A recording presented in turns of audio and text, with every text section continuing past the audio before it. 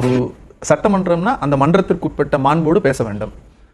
தெருவில் இருக்கிற பொறுக்கி மாதிரி பேசக்கூடாது. ரொம்ப உதாரணம் புரிஞ்சுக்கிற உதாரணம் எந்த பொறுக்கி எந்த பொறுக்கி எந்த பொறுக்கி பேசாங்க தெரியல. அந்த பொறுக்கியை சொல்ல சொல்லுங்க. யார் பொறுக்கி எந்த பொறுக்கி பேசுறாங்க? யார் பொறுக்கி இதுல யார் கீழ இருந்து பொறுக்கிட்டு இருக்கா? யார் துப்ப பொறுக்குறா? அந்த பொறுக்கியை சொல்ல சொல்லுங்க. பெரியவங்களா இருக்கும்போது ஏன் அந்த மாதிரி பண்றீங்க? அசிங்கமா இருக்குல்ல. வாயை திறக்கலன்னு சொன்ன முதலமைச்சர் வாயை திறந்தா ஓடி போன வரலாறு இப்பதானே பார்த்துக்கிறோம். நீங்க என்ன சொல்றீங்க? ஏன் பேசுங்கன்னு சொன்னப்ப நாங்க தலைவர் பேசுறப்ப நீங்க உட்காரல அப்படின்னு ஒரு கேள்வியை வைக்கிறாங்க. யாரு ஜவஹர் அலியும் கேட்க எனக்கு திடீர்னு ஷாக் ஆயிடுச்சு. ஜவஹர் அலியோட டோனை கேட்கிறப்ப உங்களை வாயை திறங்கன்னு சொன்னது பாலியல் குற்றம் நடக்குது. 3 வயசு புள்ள கற்பழிச்சு கொன்னு புதர்ல போட்டிருக்கான். அந்த பணத்தை அவங்க அம்மா கிட்ட கூட கொடுக்காம போலீஸ் பொன்னேரியில இருந்து திருவள்ளூர்ல கொண்டு போய் பணத்தை புதைக்கிறானே, அதுக்கு வாயை திறங்கன்னு கேட்கிறோம். திருவாரூர்ல தாவேகா ஒன்றிய செயலாளர் ஒரு பிள்ளையை கற்பழிச்சு 16 வயசு புள்ள தற்கொலைக்கு போயிருக்கா. அதை எங்கன்னு கேளுங்கறோம். சேலத்துல 800 பெண்களை 800 வீடியோ எடுத்து வச்சிருக்கிற தாவேகாவினுடைய ஒரு முக்கிய மாவட்ட செயலாளரை கேள்வி கேளுங்கன்னு சொல்றோம். சீவலிகுண்ட எம்எல்ஏ அவருடைய பிஏ ஒரு பொண்ணு மனுவோட நிக்கிறாளே, அந்த மனுவுக்கு வாய் திறங்க மிஸ்டர் ஸ்கிரிப்ட் சிஎம்னு சொல்றோம். அவர் எதுக்கும் வாய் திறக்காம சிங்கப்பெண்ணை தொடர்ந்துட்டேன். அந்த சிங்கப்பெண்ணுக்கே நடந்த கேவலம் தெரியும்ல இந்த நாட்டுல. ஐயா இப்ப எதுக்கு வான்கோழி முட்டை போடுற மாதிரி வாய வச்சு நிறுகிற? Relax moms. அடுத்து எங்க அண்ணன் ஜவஹர் அலி அவர் என்னென்னமோ சொன்னாரு. நான் அந்த வாயை பார்த்துக்கிட்டே தானே இருக்கேன். இப்ப இல்ல அம்மையார் ஜெயலலிதா எப்படி இருந்தாங்க, எடப்பாடி எப்படி இருந்தாரு, ஓபிஎஸ் எப்படி பேசினாரு, இப்ப எப்படி பேசுறாருங்கிறத நான் பார்த்துக்கிட்டே என்னோட நெருங்கி என்ன பண்ண போறானோ அப்படி ஐயனாரே குலதெய்வமே உன் பிள்ளைய கூடயே இருக்கு அப்பா துப்ப ஒரே வாய் தான். ஒரே வாய் தான். ஒரு நிமிஷம் நோ. நீங்க ஊழல் குற்றச்சாட்டு அப்படின்னு எங்க மேல ஒரு வச்சார்ல, ஜெனரால் சார் கேட்டார்ல, எந்த நீதிமன்றத்தால் தண்டிக்கப்பட்டிருக்கிறார்கள்னு. அம்மையார் ஜெயலலிதா தண்டிக்கப்பட்டப்ப ஊழல்வாதியே இல்ல அப்படின்னு பேசின வாய் தான். ரொம்ப முக்கியமானது ஒண்ணு ஜவஹர் அலி பேசினார்ல, இதே அரங்கில பேசியிருக்காருல்ல, அது எந்த வாய் சார்? இந்த ஈன பொழப்புக்கு பேசாம எங்கயாவது போய் இந்த குதிரை பேரம்னு சொன்னார் சார். குதிரை பேரம்னு சொன்னார். நான் எதுக்கும் போகல. அமமுகவினுடைய சட்டமன்ற உறுப்பினர் காமராஜ் என்ன பேசினார் இந்த மன்றத்துக்கு சொல்றேன். அதிமுக இருந்து 22 சட்டமன்ற உறுப்பினர்கள் எப்படி வாக்களிச்சாங்க? சிவி சண்முகம் வீட்டுக்கு போறப்ப சோஃபா எங்க போச்சு? இது எல்லாம் நான் கேட்கல. நான் கேட்டா ஜவஹர் அலி கோச்சுக்குவாரு. பத்திரிகையாளர்கள் கேட்கறாங்க, நடுநிலையாளர்கள் கேட்கறாங்க. அதுக்கு பதில் சொல்லுங்க. யாரும் பார்க்கல. இங்க 100 பேர் யாரும் பார்க்கல வச்சு. சார் தமிழ்நாட்டுல நீங்க ஒழுங்கா வேலை செஞ்சா நாட்டோட முதலமைச்சர் ஜெயிக்க வச்சிருப்பாங்க சார். தமிழ்நாட்டுல நீங்க 5 வருஷம் ஆட்சி மக்கள் சிரிக்கும் ஆட்சி நடத்துறீங்க. மக்களுக்கு எதுவும் மேம்படக்கூடிய ஆட்சி நடத்தல. அப்படி நல்லது பண்ண காமராஜர் மாதிரியான தலைவர்களே தோத்துருக்காங்க சார். திரு முஸ்தபா, இங்க சட்டம் ஒழுங்கு, பெண்கள் பாதுகாப்பு, மின்வெட்டு பிரச்சனை அப்படின்னு நிறைய குற்றச்சாட்டுகள் நேற்றுக்கு எதிர்க்கட்சி தலைவர் எழுப்பியிருந்தார். அந்த எல்லா குற்றச்சாட்டுகளுக்கும் பதிலளிக்கக்கூடிய விதமாக முதலமைச்சருடைய பதிலுரை இருந்ததா? பாட்டு பாடிய சட்டமன்றத்தை முடிச்சலாம் நினைக்கிறாங்களா திமுக காரங்க? ஏன்னா ஏற்கனவே ஹனிமூன் போனேன்னு சொல்லி பேசக்கூடிய திமுக காரர்கள் ஊட்டிக்கு யார் போட்டோ ஷூட் எடுக்க போனாங்க முன்னாள் முதலமைச்சர், அதெல்லாம் பத்தி பேசணும்ல. ஏன் சேகரபாபுவும் முதலமைச்சர் ரோட்ல தக தக தக டான்ஸ் ஆனாங்க, அதை பத்தி பேசணும்ல. இந்த 40 நாள்ல திமுக ஆட்சி என்ன? நான் கேட்ட கேள்விக்கான பதில் தானே இன்னைக்கு முறையாக பேசுற பதில் சொல்லட்டும். நீங்க இவ்வளவு பெரிய காமெடி பண்றீங்க, சிரிக்காம எப்படிங்க? நிறைய குற்றச்சாட்டுகள் நேற்றைய எதிர்க்கட்சி தலைவர் உரையில இருந்தது, விமர்சனங்களும் அதுல நிறைய இருந்தது. இன்றைக்கு முதலமைச்சருடைய பதில் உரை எப்படி இருந்தது? அதுல இருக்கக்கூடிய அரசியல் முக்கியத்துவம் என்ன? அரசியல் முக்கியத்துவம் வந்து when a clown enters into the palace it does not become a king,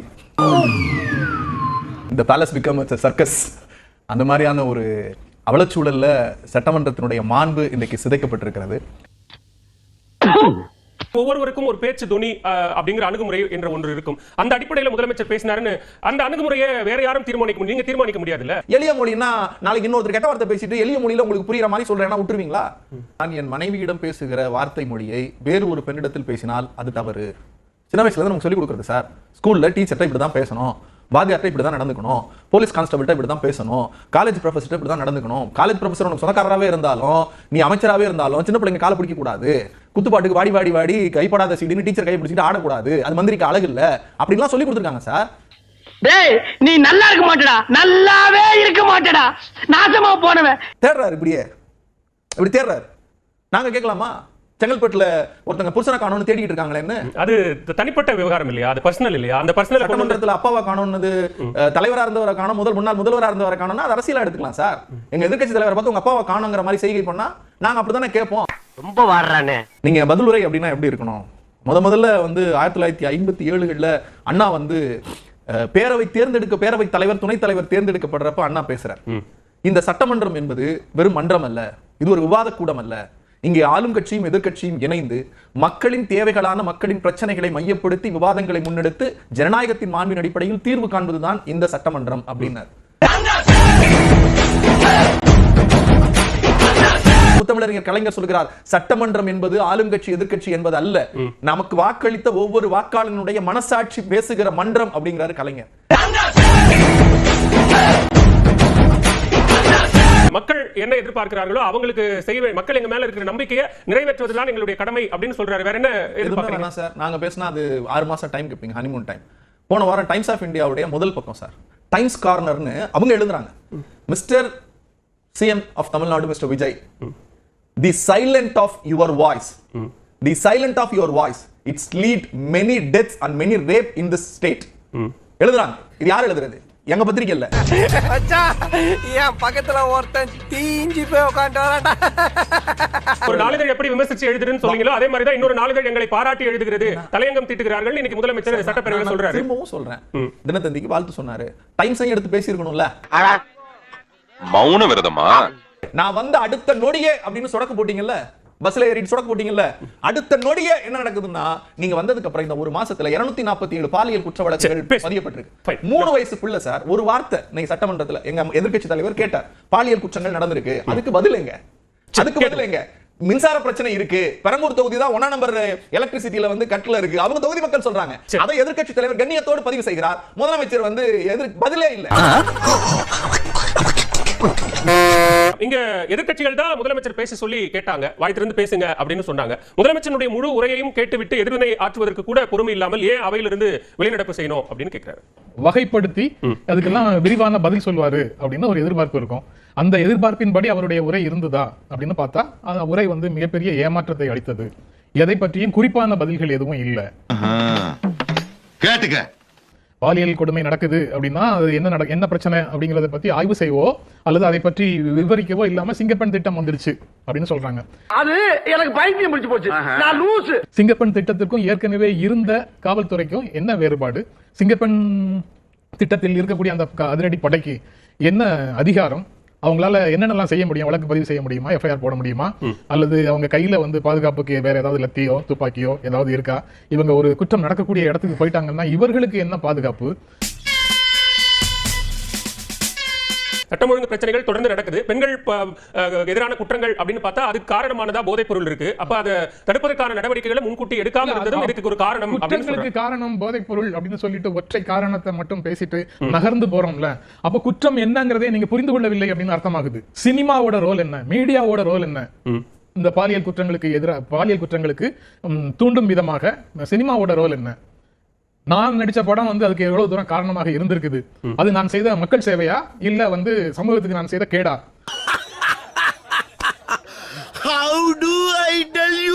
extra marital அஃபேர்ஸ்ல இருக்கிற ஒரு லேடி தன்னுடைய காதலனோடு சேர்ந்து கணவரை கொல்லலாம் போன்ற பல்வேறு குற்றங்கள் இந்த சமூகத்தில் நடந்துட்டு இருக்குது.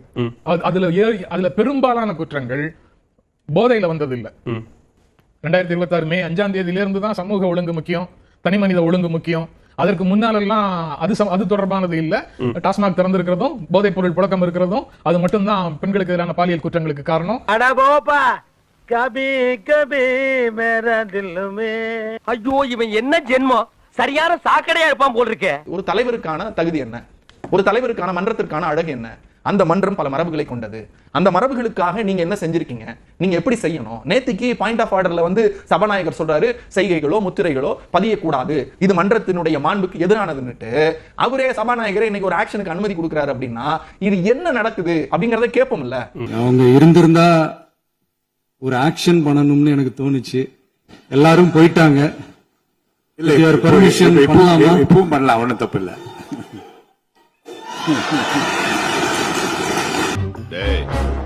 இன்னொரு தடவை இந்த மாதிரி பைத்தியக்காரத்தனை பண்ணீங்க சாவடிச்சு. செந்தில் பாலாஜி மேல போயிடுச்சு, கே நேரு மேல வழக்கு விசாரணையில் இருக்கு. ஜெயலலிதா குற்றவாளி அப்படி தீர்ப்பு வந்தது இல்ல. அந்த மாதிரி தீர்ப்பு வந்ததா சொல்லுங்க. அதெல்லாம் சொல்லக்கூடாது, அதெல்லாம் சொல்லக்கூடாது. ஏன் சொல்றீங்க? அதெல்லாம் நீ சொல்லக்கூடாது. அவர் சொல்றாரு 5 நிமிஷம் எங்க தலைவர் வந்து குளத்தூர்ல பேசினாரு, அதனால தோத்துட்டாரு. அப்ப 8000 ஓட்டு தான் அவங்க தலைவருக்கு வேல்யூவா? அந்த பேச்சு 5 நிமிஷம் பேச்சு யாராவது கேட்டிருக்கீங்களா? அவர் வேட்பாளர் பேரை என்ன சொன்னாருன்னா யாருக்காவது தெரியுமா? உங்க ஸ்கிரிப்ட் மாஸ்டர் ஸ்கிரிப்ட் கிடையாது, வேட்பாளர் பேரே தப்பா சொன்னார் சார் குளத்தூர்ல. அந்த லட்சணத்துல தான் அன்றைய தாவேகாவினுடைய தலைவர் விஜய் பேசினார். ஏயா சும்மா என் சர்வீஸ்ல இந்த மாதிரி ஒரு கேவலமான ஜென்மத்தை நான் பார்த்ததே இல்ல சார். கல்வி பணியாளர்கள் இவர் நம்ம நந்தகுமார் சொன்னார், திமுக ஆட்சியில 50,000 முதல் 5 லட்சம் ரூபாய் வரைக்கும் வாங்கிட்டு இருந்தாங்க.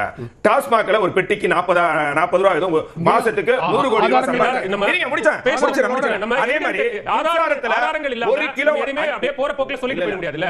இல்ல திரு ஜவஹர் இந்த மாதிரி எல்லாம் கலர் பண்றது அவசியம் இல்ல. ஒரு நிமிஷம் நான் சொல்றது நீங்க சொல்லுங்க சார். பதட்டப்படுறதுல இங்க எந்த தேவையும் இல்ல. எல்லாருடைய கருத்தும் முழுமையா அனுமதிக்கப்படணும்ங்கறதுல ரொம்ப தெளிவா இருக்கு. ஒரே நிமிஷம் நீங்க யாரும் பதட்டப்படல, நீங்க பதட்டப்படாம பதில் சொல்லுங்க. ஒரு குற்றச்சாட்டை முன்வைக்கிறோம் அப்படின்னா அதற்கான குறைந்தபட்ச ஆதாரங்கள் இருக்கணும். அந்த ஆதாரங்கள் இருந்தா அதை பத்தி பேசுவோம். உனக்கு வேணும்டா, உனக்கு இது வேணும் இன்ன வேணும், புத்திய செருப்பாலேயே அடிக்கணும்டா.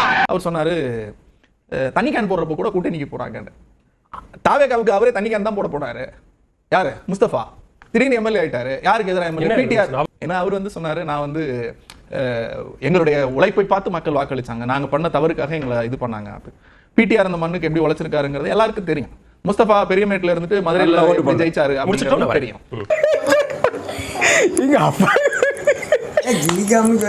எங்க தலைவர் வெற்றி வாய்ப்பை இழந்திருக்கிறார். நீங்க பட்டியலிட்ட மாதிரி அம்மையார் ஜெயலலிதா கூட வெற்றி வாய்ப்பு இழந்திருக்கிறார். காமராஜர், கக்கன், எல்லா தலைவரையும் அண்ணாவே தோத்துருக்காருங்க. அண்ணா தோத்துருக்காரு, இந்திரா காந்தி தோத்துருக்காங்க, ராஜீவ் காந்தி தோத்துருக்காங்க, இன்னைக்கு இருக்கிற எல்லா பெரிய தலைவர்களும் தோத்துருக்காங்க. தோல்வி என்பது வந்து அரசியல்ல சகஜம். நாளைக்கு உங்களுக்கு தோத்துட்டீங்க ஒரு தேர்தல்னா உங்களுக்கு நீங்க காணா போயிடுவீங்க. ஆனா திமுக மாதிரி வந்து நின்று மக்களுக்கு பேச மாட்டீங்க. என்னப்பா பண்ண சொல்ற? முருகன் ஒவ்வொருத்தரோட வாழ்க்கையும் தாறுமாறா விளையாடுறான்ப்பா. திமுக தயவுல ஆட்சி அமையல. இப்ப புதுசா ஒரு வெப்பன் ஒண்ணு கொண்டு வந்திருக்காங்க. அது என்ன தெரியுமா? அவங்க தயவால தான் நம்ம ஆட்சி நடக்குதாம். மார்க்சிஸ்ட் கம்யூனிஸ்ட் கட்சி நமக்கு ஆதரவு கொடுத்தது சுயேட்சையா எடுத்த முடிவுன்னு சொல்றாங்க.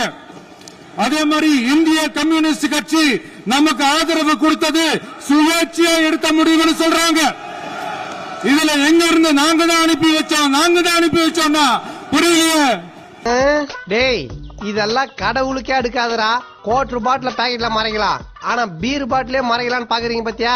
It's not. ஆட்சியில பங்கு கொடுக்கறோம்னு விக்கிரவாண்டியில சொன்னீங்க. தேர்தல் முடிகிற வரைக்கும், ரிசல்ட் வர்ற வரைக்கும் அது தொடர்பாக ஒருவரும் உங்க பக்கமே தாவேகா பக்கமே வரல. உங்களுக்கு இருக்கிறதோ 107 108. அத கேப்பை ஃபில் பண்றதுக்கு அவங்க ஆதரவை கேட்கறீங்க. அந்த ஆதரவை கேட்டவர்களுக்கு நீங்க பிரதி உபகாரமாக ஒன்றை செய்றீங்க. அமைச்சரவையில பதவி கொடுக்குறீங்க. அவங்களுக்கு அதிகாரத்துல பங்கு கொடுக்கணுங்கிற நோக்கத்தோடவே நீங்க அதை கொடுக்கல. உங்களுக்கு ஆதரவு கொடுக்கறதுக்கு பிரதி பலனாக அதை கொடுக்குறீங்க. அதுக்கு பெயர் என்னன்னா குதிரை பேரம் தான். உள்ளுக்குள்ள உறுத்தல பொறம்போ அப்படின்னு உங்க மனசாட்சி உங்களை பார்த்து கேள்வி கேட்காத மிஸ்டர் பார்த்தசாரதி.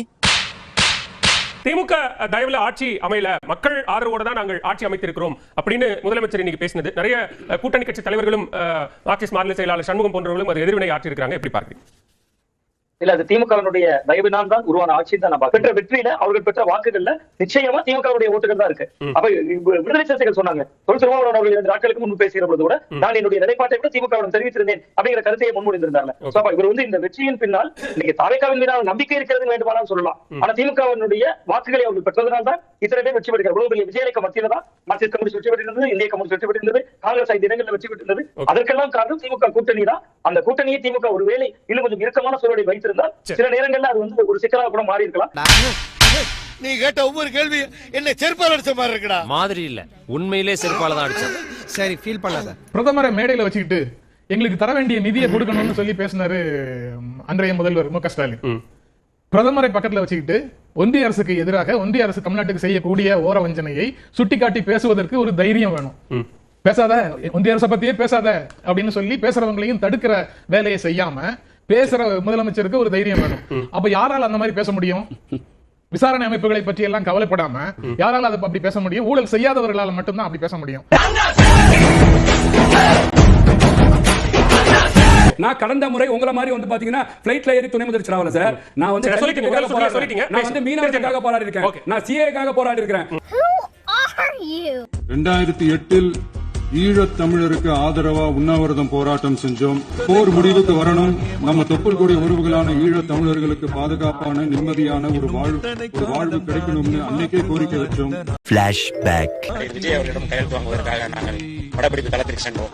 அவர்கள் இதை பார்த்தவுடன் ஐ ஆம் நாட் இன்ட்ரெஸ்டட் என்று சொல்லி எங்களுக்கு திருப்பி அனுப்பிவிட்டார்கள். செம்ம காமெடி இல்ல. திரு மன்சூர் அலிகான் 25,000, நடிகை பிரகதி 1000, நடிகை கௌதமி 1000, தொல் திருமாவர்கள் 50,000, விஜேஸ் 500, ஆட்சி மனோரமா அவர்கள் 25,000, இளைய தளபதி விஜய் ரசிகர் மன்றத்தின் சார்பில் 500 ரூபாய், இளைய தளபதி விஜய் ரசிகர் மன்றத்தின் சார்பில் 500 ரூபாய், குட்டி பத்மினி 5000, உக்கடம் கோபால் சத்யராஜ் மேக்கப் 1000, நடிகர் மோகன்தாஸ் 100, நடிகர் ஆர் வி பரதன் 1 லட்சம், தயாரிப்பாளர் KR 5000, சிவராமனின் மகன் பாலமுருகன் 101, திரு சிம்பு அவர்கள் 2 லட்சம், திரு சிம்பு அவர்கள் 2 லட்சம். இவருதான் மானஸ்தன். வணக்கம். மானஸ்தனா? மூஞ்சி பார்த்தா அப்படி தெரியலையே. பேர் வைக்கும் போது குப்புறப்படுத்திருந்தாரு. 2011 நாகப்பட்டினத்துல மீனவர் பிரச்சனைகளுக்கு ஆதரவா ஒரு பெரிய பொதுக்கூட்டம் நடத்தினோம். மீனவர்கள் மீதான தாக்குதலை கண்டிச்சு பேசி அதுல நம்மளோட எதிர்ப்பை பதிவு செஞ்சோம். அம்மாவும் அப்பாவும் எல்லாமே நீதானே, என் வாழ்க்கை உனக்கல்லவா. தமாஸ் பண்ணி விட்டுட்டீங்கல்ல. உதயநிதி நேர பிளைட்ல வந்து துணை முதலமைச்சர் ஆயிட்டாரு அப்படின்னு சொன்னாரு. எனக்கு ஒரு நடிகர் தெரியும், MG ராமச்சந்திரன் பேரு. அவர் வந்து ஒரு ஷாட்டுக்கு வந்து நடிச்சாரு. அதுக்கப்புறம் ஒரு சின்ன கேரக்டர் நடிச்சாரு. அதுக்கப்புறம் இன்னொரு பெரிய கேரக்டர், அதிக நேரம் வரக்கூடிய கேரக்டர் நடிக்கிறாரு. அப்புறம் ஹீரோ ஆகிறாரு. அதுக்கப்புறம் பெரிய அரசியல் பிரமுகராகவும் மாறி வர்றாரு. ஆனா தன்னுடைய அப்பா இயக்குனராக இருந்த காரணத்தினால நேரடியாக ஹீரோவாக என்டர் ஆகி அப்படியே மெயின்டைன் ஆகி வர்றது, நேர பிளேன்ல வந்து அப்படியே அங்க வந்து சிகரத்தை தொடுவது இல்லையா? இங்க மக்கள் பணத்தை தொடமாட்டோம், தொட்டவர்களை விடமாட்டோம் அப்படின்னு யாருக்கான எச்சரிக்கையாக முதலமைச்சர் விஜய் யார் கடந்த முறை ஆட்சி செய்தார்களோ, யார் மக்கள் பணத்தை கொள்ளடிச்சார்களோ, யார் மக்கள் பணத்தை சூறையாடினாங்களோ, எந்தெந்த டிபார்ட்மெண்ட்ல CBI வழக்கம் இருக்கோ, FIR பதிவு செய்யப்பட்டிருக்கோ, அவங்கள கண்டிப்பாக, ஏன்னா வந்து தேர்தல் பிரச்சாரத்தில் செந்தில் பாலாஜி நல்லவர்னு சொல்லி திமுக சேர்ந்ததுக்கு அப்புறம் அவருக்காக அமைச்சரையை காக்க வச்சு அவர் ரொம்ப நல்லவர்னு சொல்லி கூட சேர்த்துக்கிற அரசாங்கம் வந்து மரியாதைக்குரிய தமிழக முதலமைச்சர் விஜய் சாரோட அரசாங்கம் கிடையாது சார். இப்பவும் சொல்றேன், மக்கள் பணத்திலிருந்து ஒரு பைசா கூட தொடமாட்டோம், செம்ம காமெடி இல்ல. தொடவும் விடமாட்டோம், தொட்டா விடமாட்டோம், இதுக்கு முன்னாடி தொட்டவங்களையும் விடமாட்டோம். தமிழக அரசின் மருத்துவத்துறையை பற்றி தற்போது மிகப்பெரிய கேள்விக்குறி ஒன்று எழுந்துள்ளது. 29 MRI இயந்திரங்களை வாங்குவதற்காக தமிழ்நாடு மருத்துவ சேவைகள் கழகம் வெளியிட்டிருக்கும் டெண்டர் அரசுக்கு பல கோடி ரூபாய் இழப்பை ஏற்படுத்தும் வகையில் அமைந்திருப்பதாக வெளியான ஆவணம் பெரும் விவாதத்தை கிளப்பியிருக்கிறது. ஒவ்வொரு ஊழலாக நிலவரம் போலே இவனே ஒரு ப்ராப்ளம், இவன் எந்த ப்ராப்ளத்தை சால்வ் பண்ண போறான்? இந்தியாவில் தயாரிக்கப்பட்டு அனைத்து அனுமதிகளும் பெற்ற MRI இயந்திரங்கள் சுமார் 5 கோடி விலைக்கே கிடைக்கும் நிலையில் தமிழக அரசு 7.17 கோடி முதல் 7.69 கோடி வரை ஒரு இயந்திரத்திற்கு செலுத்த தயாராக இருப்பதாக கூறப்படுகிறது. ஒரு இயந்திரத்திலேயே 2 கோடி முதல் 3 கோடி வரை விலை வித்தியாசம் இருப்பதாக சுட்டிக்காட்டப்படுகிறது. இதன் காரணமாக 29 MRI இயந்திரங்களை வாங்கும் இந்த ஒப்பந்தத்தில் மட்டும் 75 கோடி முதல் 100 கோடி வரை கூடுதல் செலவு ஏற்படலாம் என மதிப்பிடப்பட்டிருக்கிறது. உள்ளுக்குள்ள உறுத்தல பொறம்போ அப்படின்னு உங்க மனசாட்சி உங்களை பார்த்து கேள்வி கேட்காத மிஸ்டர் பார்த்தசாரதி. இப்ப நம்ம ஊழல் சக்தி அப்படின்னு அதிமுக மேல விமர்சனம் வச்சு இப்ப அதிமுகவினுடைய ஆதரவை 25 MLA-க்களுடைய ஆதரவும் அரசுக்கு கிடைச்சது. இப்ப நிறைய பேர் அதிமுகவில் இருந்து தாவேக்காவில் இணையும் போது அந்த ஊழல் சக்திகள் தூய சக்திகளாக மாறிட்டாங்க. அவர் செங்கோட்டையன் சொல்லல, இவன் ஒருத்தன் அமுக்கிற இடத்திலேயே அமுக்கி கைய கலட்டிடுவான் போல் இருக்கு. என்ன கேட்டாரு? அதாவது நீங்க ஊரடிச்சு உலையில போட்டு ஊழல் செஞ்சிருக்கீங்க. எப்ப 2016 இருந்து 26 வரைக்கும் உள்ள கதையை சொல்றாரு. வந்தேன்னு வச்சுக்க, தண்ணிக்குள்ள தூக்கி போட்டு அமுக்கி கல்ல தலையில போட்டு கொண்டு விடுற ஆஸ்கல். Party fund. மறுபடியும் சொல்றேன், கட்சி நிதின்ற பேர்ல அடிச்ச கொள்ளைய ஒண்ணா கவர்மெண்டோட கஜானாக்குள்ளேயே கொண்டு சேர்த்துக்கிட்டே இருக்கிறாங்க. முதலமைச்சர் பேசும்போது சில வார்த்தைகள், தவறான வார்த்தைகள் பேசுறாரு. அவர் பார்ட்டி ஃபண்ட் அப்படின்னு சொல்லியிருக்கிறாரு. அவர் அமைச்சர் அந்த பார்ட்டி ஃபண்ட் எந்த பார்ட்டின்னு கூட சொல்ல தைரியம் இருந்தா சொல்லுங்க, நாங்க அதெல்லாம் ஃபேஸ் பண்ண தயாரா இருக்கோம். எதையும் ஆதாரத்தோடு எதையும் பேசுங்க. ரொம்ப ஆட்டாடுற இதுல சோகங்கள் வேற. ஏன் திமுக ஊழல் செய்யலையா? ஏன் அவங்க என்ன புனிதரா? ஏன் அவங்க என்ன கொள்ளை அடிக்கலையா? சரி, உங்களுக்கு அதுல சந்தேகம் இருக்கா? இல்ல என்ன ஆதாரம்? கடையில பல்பெல்லாம் கொஞ்சம் ஆஃப் பண்ணுங்கப்பா. ஏண்டா இவ்வளவு பெரிய பல்ப் மீறி சட்டமன்றத்திற்கு ஒரு மாண்பு இருக்கிறது. அந்த மாண்பின் அடிப்படையில் சட்டமன்றமாவது நடைபெற வேண்டும் என்பதுதான் எங்களுடைய ஆசை. அவா ஏனென்றால் இந்த சட்டமன்றத்தில் இந்த நாட்டிற்கு தமிழ்நாடு என்று பெயர் வைத்தது, இந்த மன்றத்திற்கு என்று அழகு பார்த்தது, இந்த மன்றத்திற்கு என்று வழிமுறைகளை வகுத்து இயக்கம் என்கிற அடிப்படையில் நான் ஜனநாயகத்தின் மீது நம்பிக்கையோடு சொல்கிறேன். தயவு செய்து சட்டமன்றத்திற்குரிய மாண்பை காட்டுங்கள். புரோட்டோகாலுங்கிறது சட்டமன்றத்துக்கு உள்ளார, சட்டமன்றத்துக்கு வெளியில போனா அது பரோட்டா கால் தான் அல்லது ஆட்டுக்கால் தான். அது ஆட்டுக்கால வச்சு சூப் வைக்கிறதா இருந்தாலும் வைக்கலாம், ஜவஹர் அலிக்கு திரும்ப சொல்லிடுறேன், இல்ல ஆட்டுக்கால் பிரியாணி செய்யலாங்கிறதையும் சொல்லிடுறேன். இந்த வீடியோ உங்களுக்கு பிடிச்சிருந்தா கண்டிப்பா லைக் பண்ண மறக்காதீங்க. அப்படியே உங்க நண்பர்களுக்கும் ஷேர் பண்ணுங்க. நீங்க பண்ற ஒவ்வொரு லைக்கும் தான் இந்த வீடியோவை மற்ற நண்பர்களுக்கும் கொண்டு போய் சேர்க்கும். மறக்காம சப்ஸ்கிரைப் பண்ணுங்க. உங்க கருத்துக்களையும் கமெண்ட் பாக்ஸ்ல பதிவு பண்ணுங்க.